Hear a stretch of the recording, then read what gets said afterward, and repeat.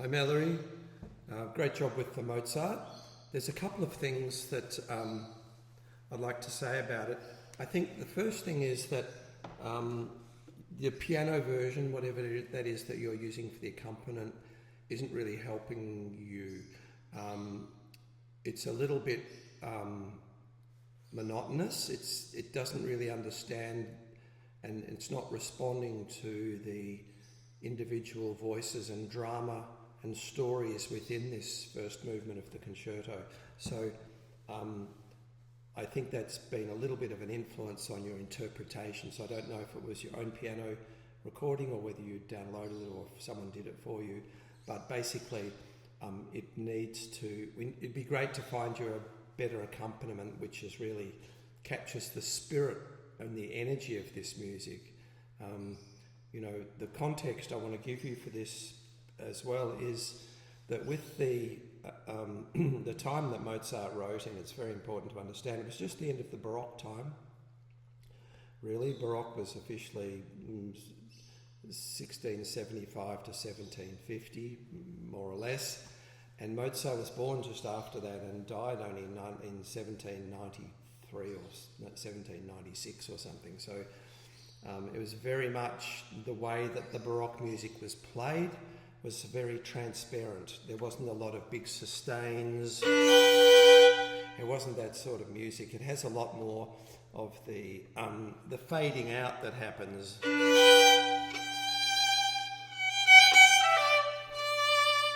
That it's the sound, and then it fades rather than sustain through. Later on in Brahms, the sustain became the big thing in that kind of romantic music. But at this point, it's very much, even with some of these other themes,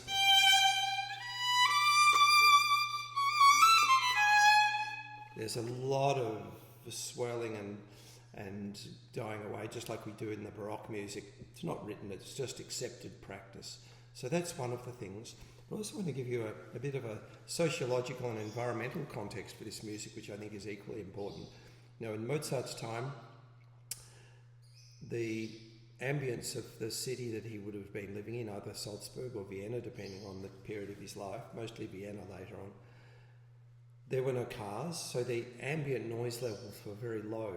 There would have been voices, you would have heard voices on the streets, you would have heard some music being played on acoustic instruments, again, folk music, which Mozart was very influenced by. The beauty and nuance of the folk music pervaded really all of the composers until the 20th century in many ways.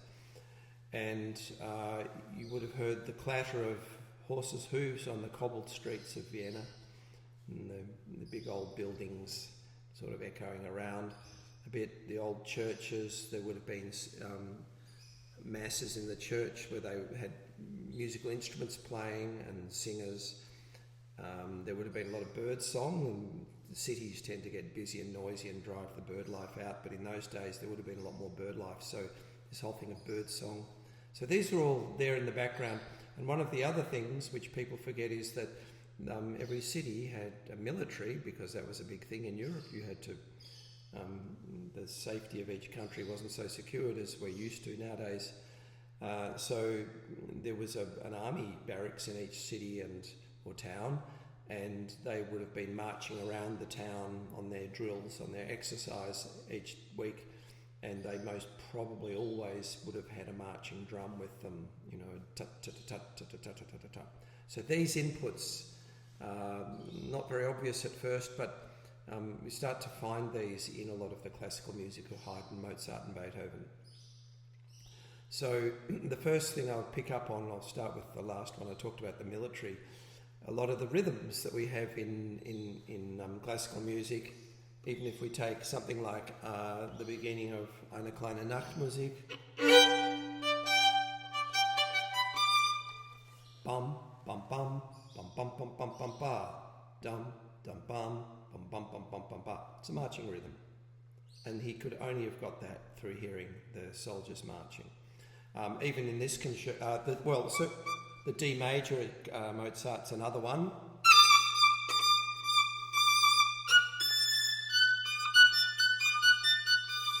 course it's beautified, but the rhythm, dum dum da dum dum dum dum dum dum dum dum dum dum dum dum dum dum dum. Another marching rhythm, again, could only have come from his experience of hearing the soldiers marching. It even finds its way into this work. Even the beginning, yum bum da da da da da da da da da da da da da da da bum bum bum ba. That first phrase, same thing. Now, I'm not suggesting that we play it march-like, but we have to keep that in mind. And so, of course, it's been interpreted more in a more evolved human experience here. It's been turned into this gorgeous music. So, but if we think about that with the rhythm and also the transparency of the sound that the Baroque has, where the notes die away, they don't sustain through. They start big with a fast bow and fade. And there's a lot of that sighing motif, which I'll show you later in this concerto movement. But let's start with the beginning here. I like the up bow. I've played both versions, and the up bow is actually what Igor Ozim had in his editions. I think it's probably not traditional, but it's certainly, I think it works very effectively. Now, the main thing with this is you want to have those top notes sounding, but then let it fade out a bit. So it's not just all the way through, and I'm fading a little by slowing the bow down. So it's fast,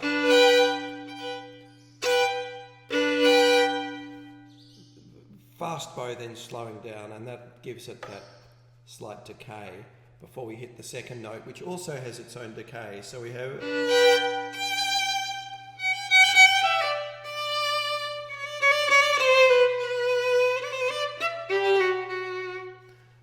I like them to rush a little. It suits the energy. And again, I'm just lifting you out of what you're hearing with the piano accompaniment. This is really a lot of energy in this concerto, this motif. So with these bits here,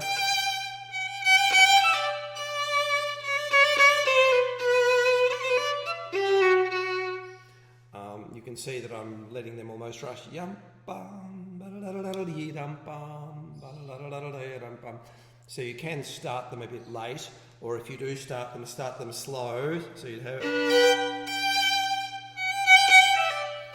that's leaving it late, or doing the first one a little slower. Wrong bowing.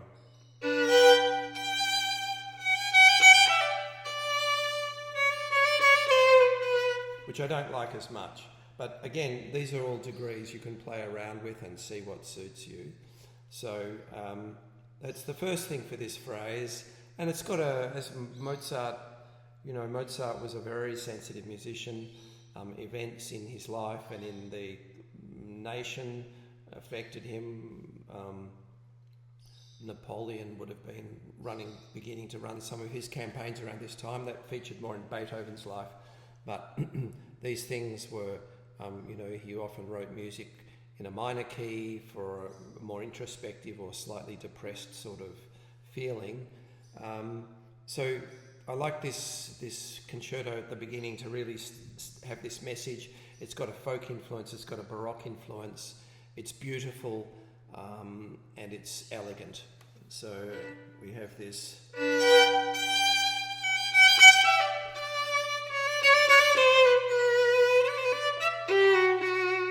And it's bristling with quite a lot of energy.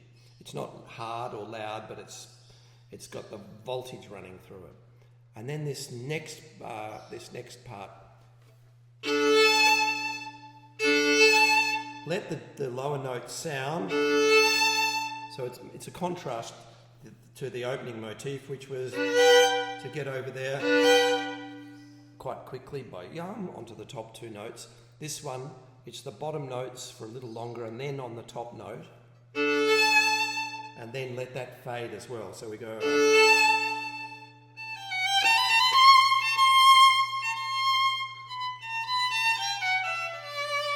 We'll come to the next bit in a moment. So the main thing is with this phrase that it's almost improvisatory with a lot of the Mozart. So it's and so we have to back off after that, to let that A fade, and then we come in,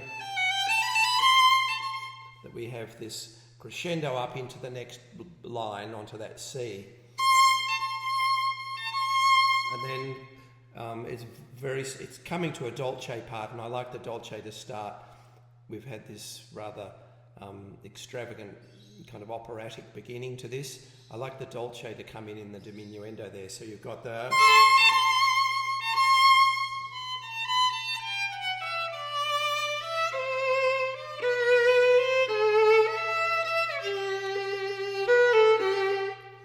I'm playing instinctively. I got some of my editions I've been used to playing.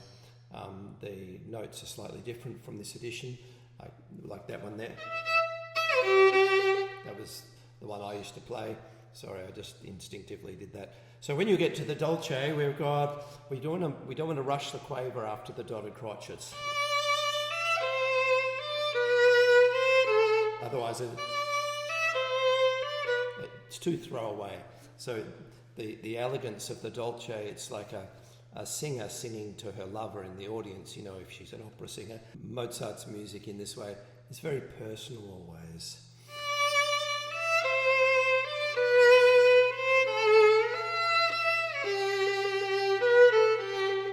And even then, the addition here, I quite like it to go, where were we?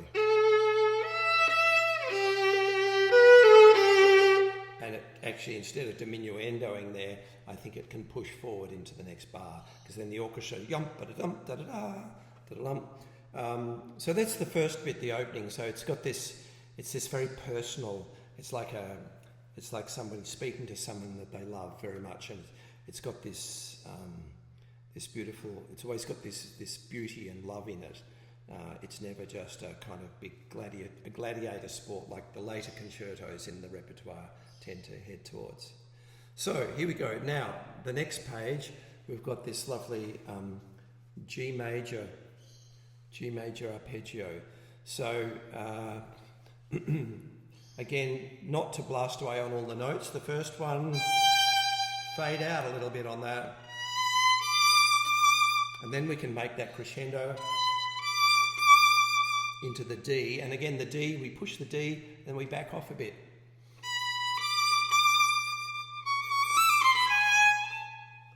And then that part there. Again, it's starting quiet, building up into the G sharp. And the A is quiet. I wouldn't do a harmonic. I think that's nonsense. It's not warm enough. And then there's the next part here. Now, we get to this, more of these da-dum-dum-dum-dum-dum, da-da-da-da-da-dum-dum, these rhythms here for a bar.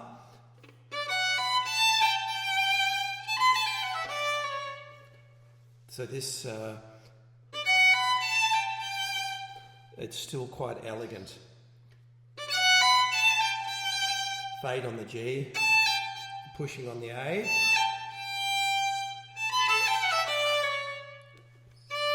And this sigh on the D to the C sharp.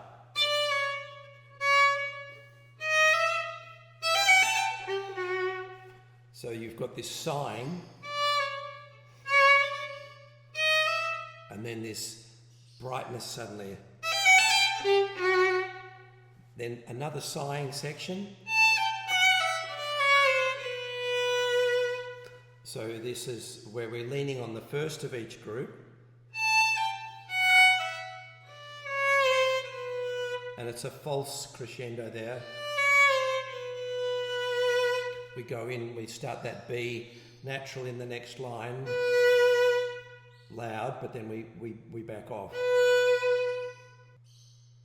So from the B, we've got the B starts a little strongly and fades back.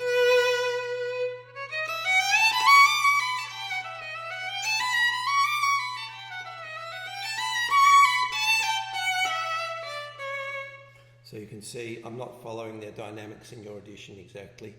I feel there's some flexibility there. I'm not sure it's the text from Mozart, that's all. You've got no rush written there, I think that's good.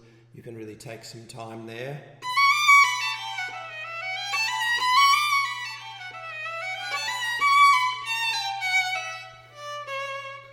Then this next part's very interesting. This is the birds. This is, Mozart, the bird song was really something for Mozart, and it's in everything. It's in the operas, it's in the concertos, the sonatas. So I like to do a double down bow to start that. Even though it says grazioso, we still have to give this some character. And then looking at how we do that, just throwing the bow on the down bow,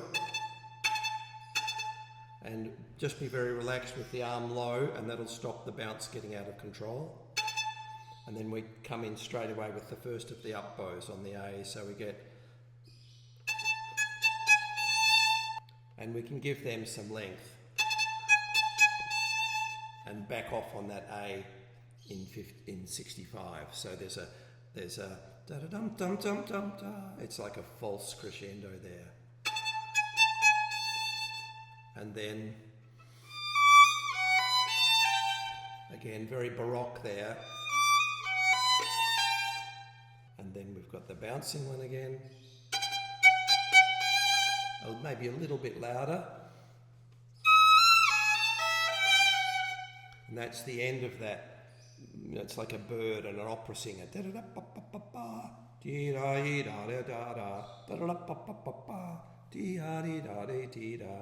And then we go into something much richer and much more serious in its tone. It's mezzo forte.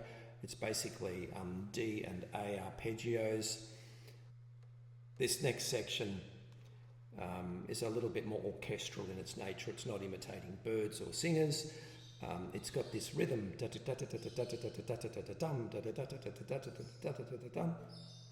little bit military, isn't it? So we want to play it with some warmth and breadth of stroke there.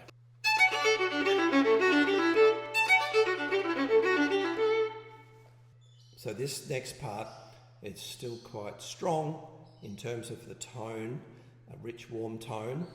It's still quite orchestral, and but we need to start less than a mezzo forte, because we're not going to hear that crescendo, because the crescendo only goes up to forte. So don't start too loud, but it needs to be very concise, so not too much bow to start with.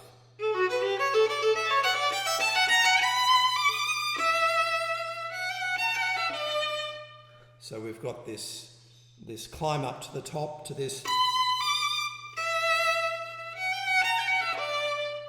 to that ending on that D. And now this next part, people often belt this out. It actually says dolce in this edition, and I tend to agree with that much more. So that it's very much that baroque thing of fading out.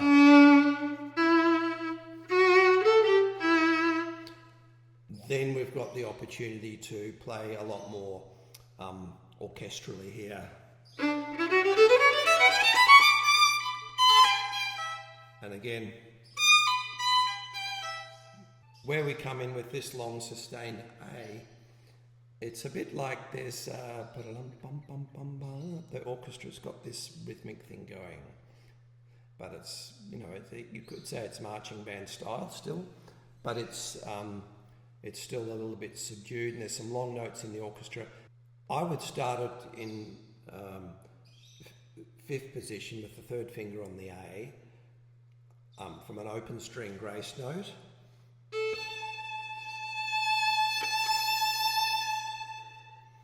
To that next bar. So it's just like this opera singer holding this note, while all the other stuff's going on. And she just does this swell, and then fades out again. So we've got this.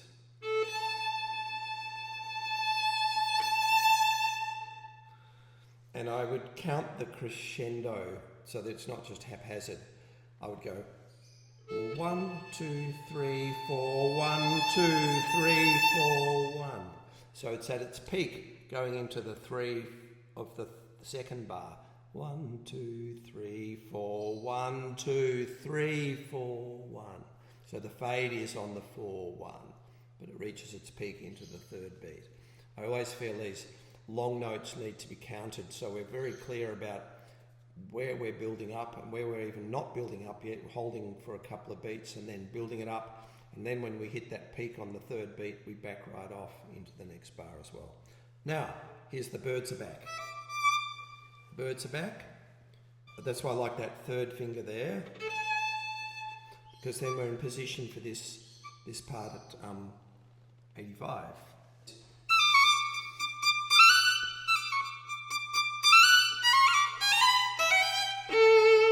And quite correct, these are the last of the group, ba-da-la, ba-da-la, ba-da-la, ba-da-la, that last note is not too short.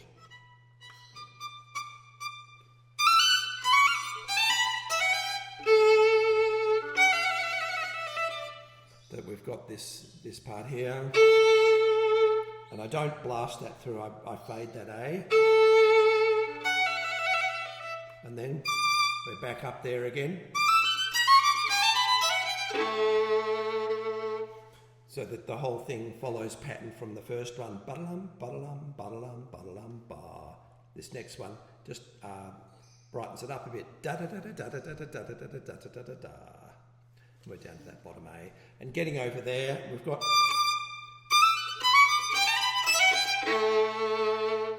got plenty of time, as long as we don't get too high in the bow. So you've got the trill up, the trill up bow before that. Get back near the heel. Then at least you've got half a bow for that low A. And don't waste any time there. Without rushing it, we need to get over there. You've got a fraction of time there just to get that over. I think the best way to practice those awkward string crossings where you go from one side of the violin to the other, I think it's the old trick of practicing it out of time. So you leave yourself time, and gradually that gap gets smaller until you end up pretty much in tempo. It doesn't matter if there's a slight wait there, because if the orchestra comes in on the one and you come in a microsecond later, it's really not going to make much difference. Now this last little part on this page, we've got that low A.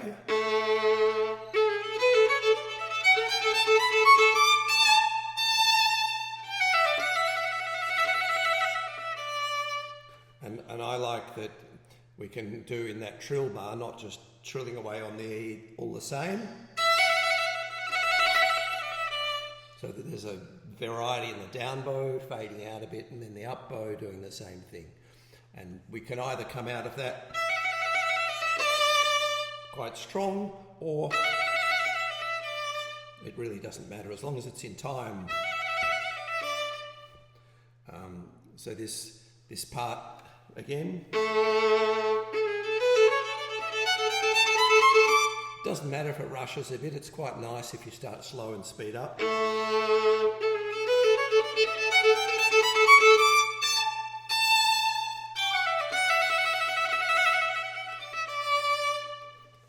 And the thing to watch is that first A quaver there. The quaver's not as loud as the accented minim.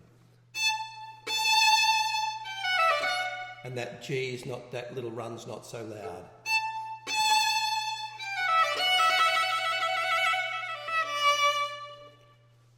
So that's pretty much the first section there.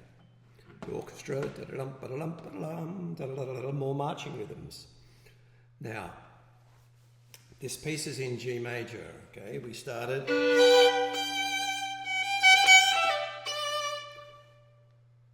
The orchestra suddenly goes into this thing.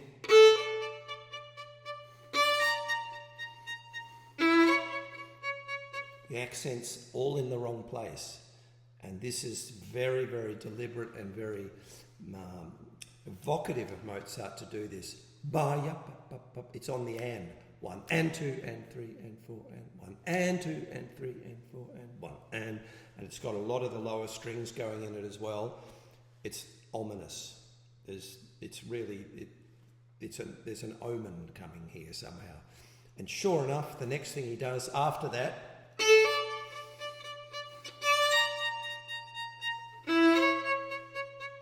he goes into the minor.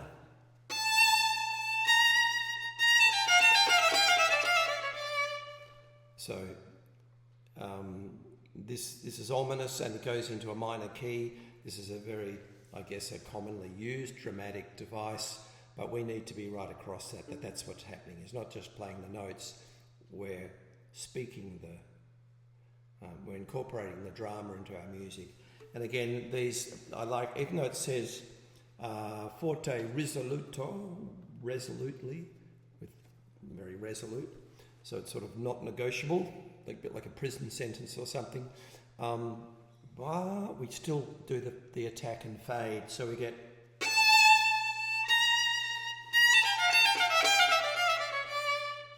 The next one, it's mezzo forte, so we want to make sure we don't attack it too hard, but we still want to have room for the fades. I think it's arguably not much different from the first one, but if you can get a slightly more thoughtful sound, a bit more introspective sound.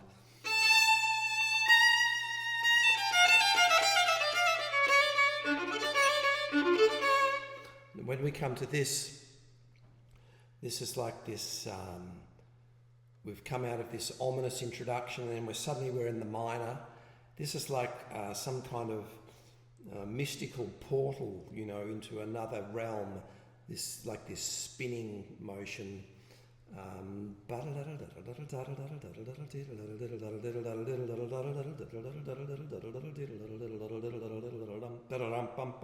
We'll come to that, because this is a dramatic sort of we come out of the dream. That's a very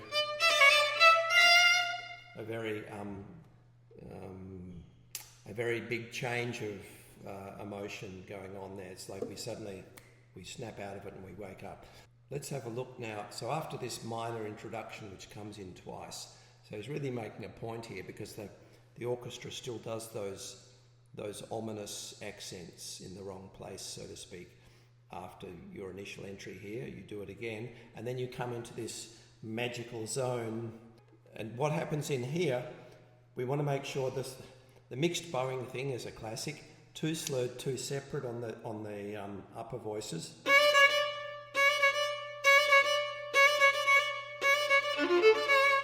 So we want to make sure, the trick is, don't do too much bow on the slur, and make sure the separate bows are long enough. So we go,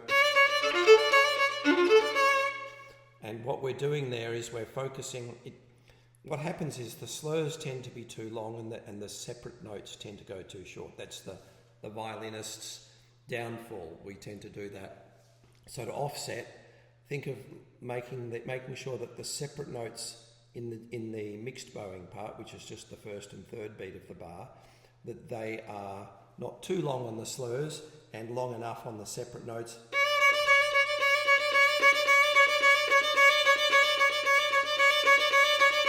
Because if the separate notes don't get enough bow, they become uneven and they won't speak properly. And then the second and fourth beat of each bar starts up bow.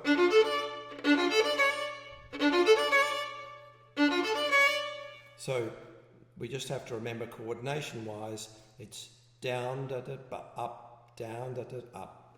So we end up with... And that allows us the freedom to just sort of rush through it as one voice, you see. So it doesn't become 4 beats, it's... And so we'll have a look at that. So you've got this...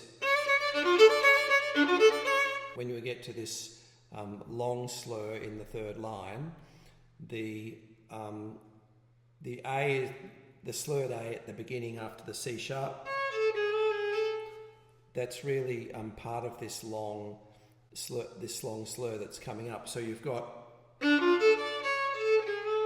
So I'd finish on the C sharp,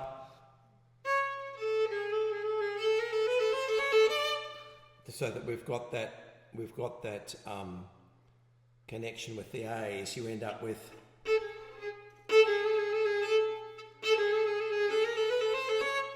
that the A belongs to that yada da da da da da dum part. So we end up with, and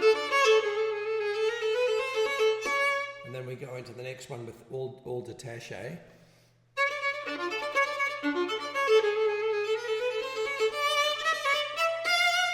We get there, suddenly we wake up out of this spell. So we've got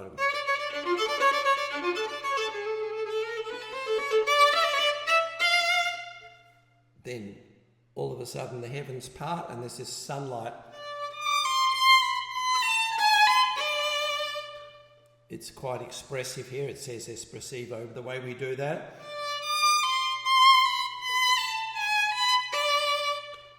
we're doing that sighing motion. And that's almost articulated. Bum, bum, bah. It's like it's got timpani with it or something. It doesn't, but it's like the effect. Then after that,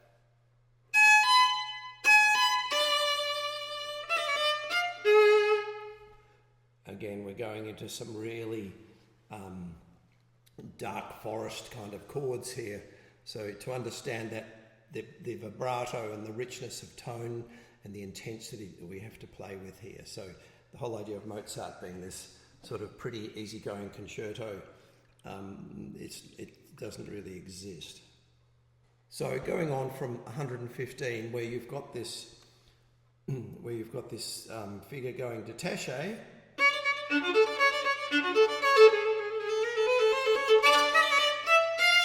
that's with the wake up. Suddenly the person wakes up from this dream.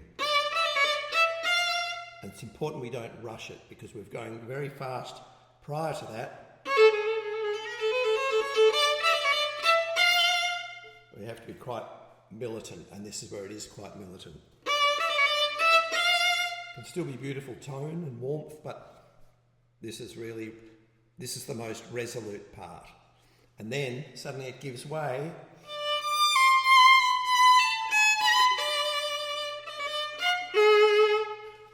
So we've got this lovely espressivo part here. I separate them sometimes. They're, again, resoluto there. So we've got the expressive aspect, where we're using that kind of Baroque fade style. But those bottom two, we're finished with we're back in the risoluto. 2, 1. And that's a very dark chord there. And then we come in, there's more of that sighing. We're leaning on the offbeat, which is the B, the G sharp, the D, but here we're onto the C. So there's these lovely little variations in the Mozart writing, which is very particular and beautiful. And then we have the same motif. It's just it goes into the E major and B major chords, and then we're back again in the A and the D. So this section much the same. We get to with that we can play that in a more sunny disposition because the original was in D. This one's in E. So we can play that, I think, it's a kind of happier vibe there.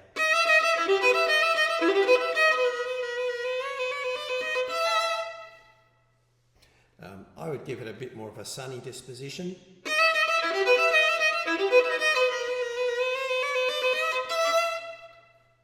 Then we go into the D again.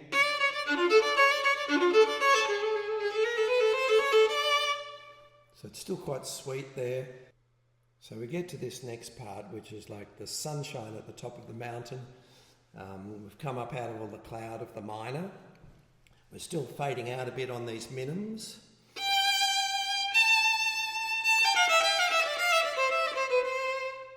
Now the dolce.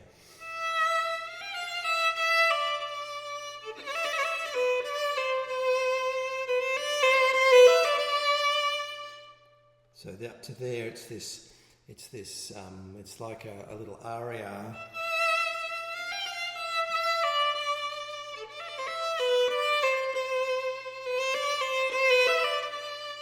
And then we come back again.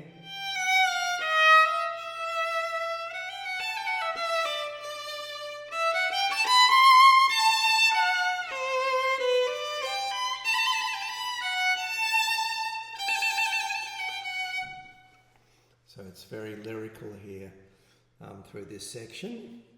I really like this change of voice. So we've come down, we've finished on that C, and then we've stepped into another zone. So we have to change the tension in our hand and bring much more, be more generous with how long we spend on each note.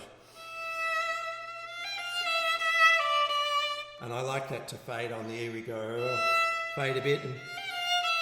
Where are we? I like it to fade a little on that E. And the crescendo into the next bar.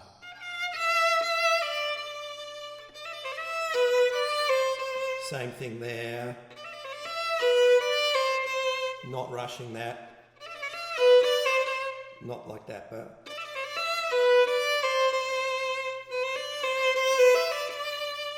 So we've got this really beautiful sound, and then again we come back in.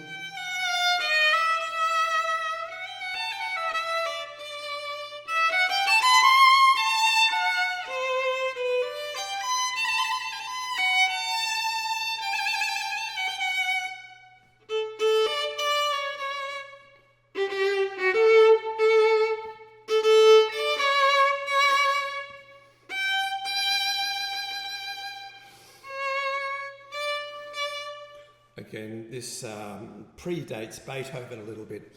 This part, it's that sighing kind of thing. Then suddenly the military marching band. It's still piano, but it's bum, ba-dum, bum. And again here. And it's got a little bit of a writ. Now the writ allows us to be more resolute again, because the first one was, and this one,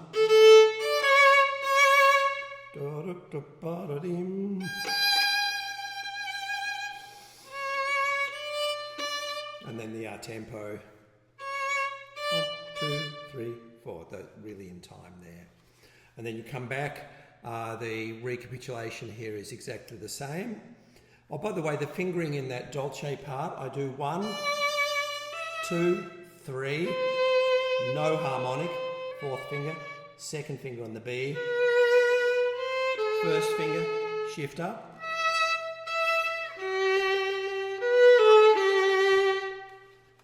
But as I said, I like it to step in strongly into the G at the end of that phrase. Now we have this beautiful sunny part. It's very similar to what we had earlier at the top of the second page with this motif. So we've already had, we had the first one, we had this, and then the next one after the misplaced accents, we had minor.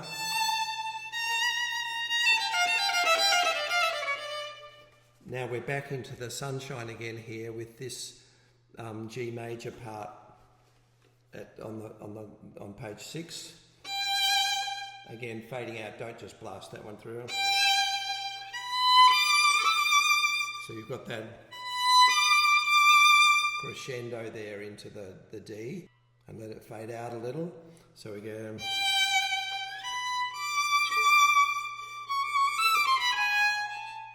Same thing exactly. We do a lot on the G sharp. Then we've got the same little motif down the octave. And then... And then we've got this a more sunny part. It's quite rhythmic, but not metronomic. and we need to crescendo there.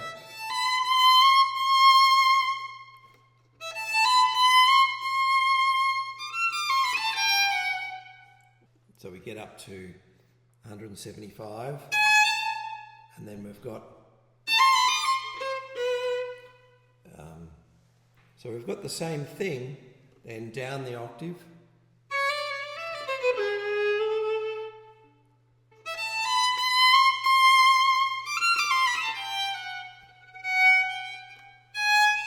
Don't make them too short, not, but. So the second note has a little bit of generosity in its length. We've got this little flourish at the end of this section to finish it off. The end of this section, because we've had this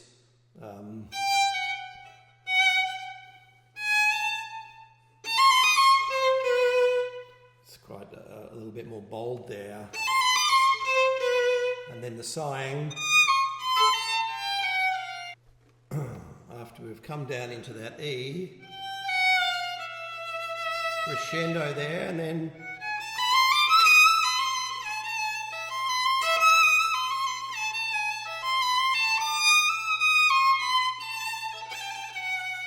and I like the fingerings to be more organic. I come up on a first finger on the C, and then third finger here, first on the B, second on the G sharp, third finger, third, first, second, third finger, and then fourth finger. So we end up. We come back into the tempo, 183, we're back in with our little bird friend again.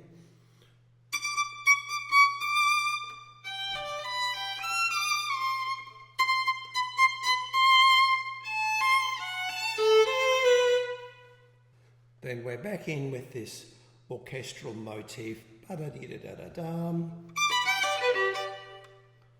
Then we're back in with this orchestral motif here, the lovely warm sound.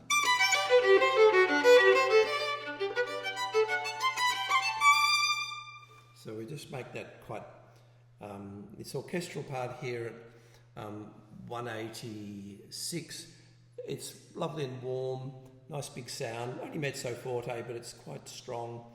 Da da da da da da da da da da da da da. It's got a little bit of that military marching rhythm, but it's also very sweet and warm in its and playful, I think.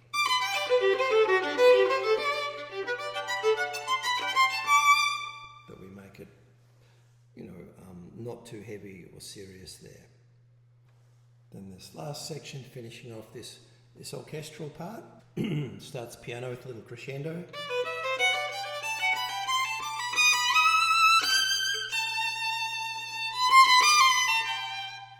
So it's pretty straight ahead.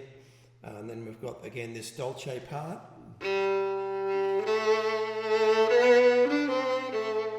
And then forte. So those really, that sighing thing, louder, a little quieter, and then quieter. You could do an extra upbow there that restricts it and makes it quieter. Either way. Then you've got this little section at the end.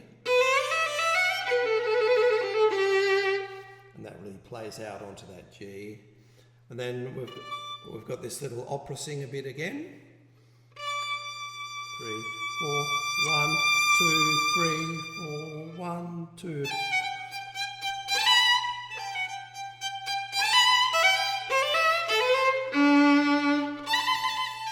And then we start off on this little run up the stairs. But I just want to talk about this part here. So we're counting carefully where the crescendo is. 2, 3, 4, 1, 2, 3, 4, 1. So we've got 3 as the peak, 4, 1. And then we've got the little birds. Long at the top. So they're not belted. Again, we fade a bit. we want this run to at least seem effortless, so that we not too big with the bows, and the same thing that after the two slurred, the two separate bows are long enough and even enough to match. Then we've got our little figure to wrap up here after the D.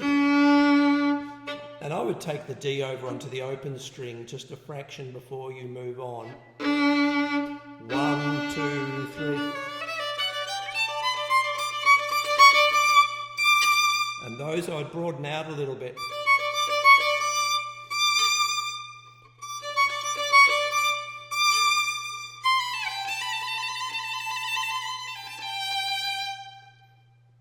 Broaden them out a little bit, and then when you get to 210, that first D, not loud. So you get...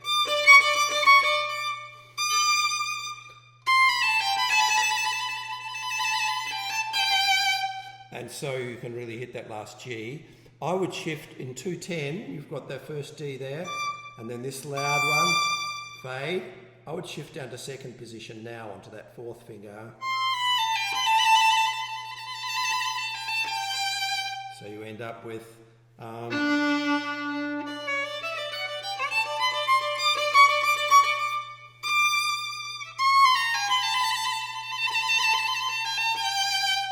then you're out there.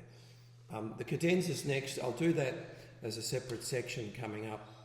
It's quite a big work. I think to digest what we've done here, I'll need time to look at this cadenza because I haven't actually played this cadenza before. I've done Joachim cadenzas and other people, but not this one. So I would suggest that you take in what I've shared here, see how you go with that, and we'll come back and do the cadenza as part of another lesson. Great, Mallory. I hope that's some help.